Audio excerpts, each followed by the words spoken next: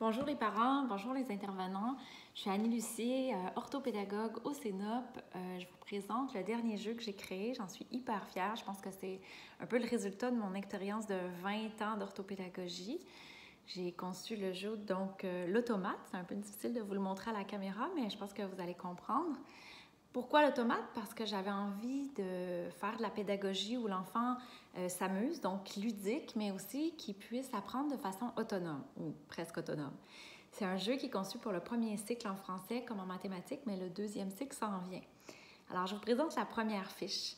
La première fiche, alors, c'est des petits mots de 3 lettres avec aucune lettre muette, aucune lettre qui n'est pas transparente, c'est-à-dire que chaque lettre doit être prononcée. Puis il n'y a pas de jet dur, pas de jet doux, facile, c'est vraiment pour les débutants en lecture. C'est comme l'enfant doit décrypter chaque son de lettre ou peut le reconnaître de façon globale. Alors, par exemple, il va aller porter le mot ami, le mot fil, le mot lac, le mot sol, advenant que l'enfant fasse une erreur. Je fais un peu n'importe quoi, mais vous allez comprendre après. Voilà. Après, je vais mettre ça et puis bol. Bon.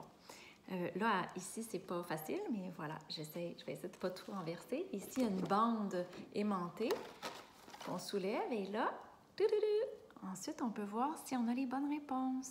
Et là, je vois que j'ai galéré, je me suis trompée. J'ai comme 2 choses à reprendre. Puis les pions, ils ont été vraiment designés par les éditions Passe-Temps pour qu'ils soient faciles, les pions, qu'ils soient facilement manipulables. Au début, je testais le jeu, puis les enfants échappaient toujours les pions. Alors, on a redesigné. Voilà, ça c'était la fiche numéro 1. Les jeux viennent dans des super beaux boîtiers.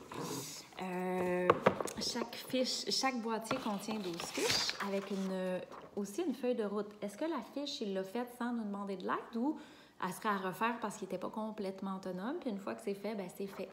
Puis la façon que j'ai micro-gradué ça, c'est que les premières fiches, c'est des mots à 3 lettres, mais comme je vous disais tout à l'heure, des mots complètement transparents. Ces mots-là sont 3 lettres, mais vous avez vu, c'est plus difficile à lire que ami, clé, ski, c'est des syllabes plus complexes à lire. Ensuite, les fiches, c'est 4 lettres, des mots avec 4 lettres simples, puis après, des mots 4 lettres, mais un peu plus complexes, et ainsi de suite. Mais tout au long, c'est vraiment de la lecture qu'on peut faire soit par décodage, soit par reconnaissance globale.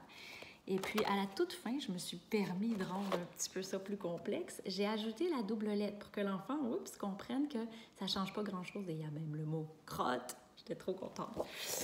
Après, la toute dernière fiche, c'est des lettres muettes qui apparaissent soit en début de mot, soit en fin de mot pour faire comprendre à l'enfant que des fois, il y a des petites surprises dans l'écriture.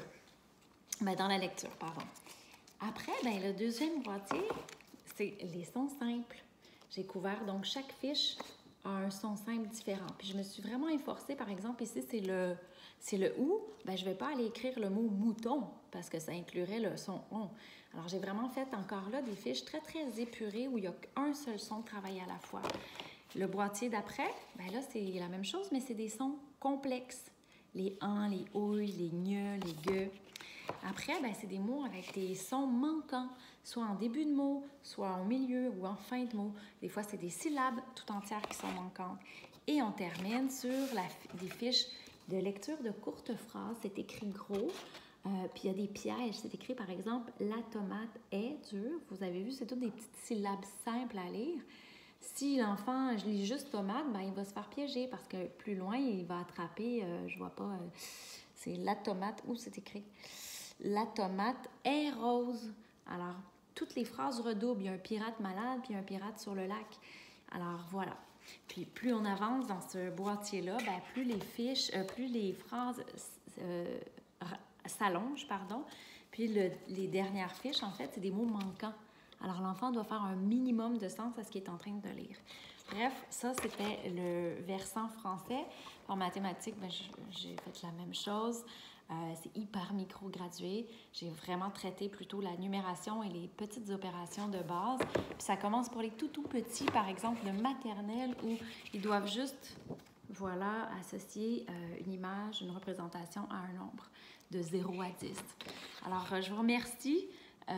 pour ces 5 minutes d'écoute. Finalement, c'est plus que 3. Et puis, partagez si vous pensez que c'est un jeu qui pourrait intéresser vos amis ou vos collègues. Bonne journée!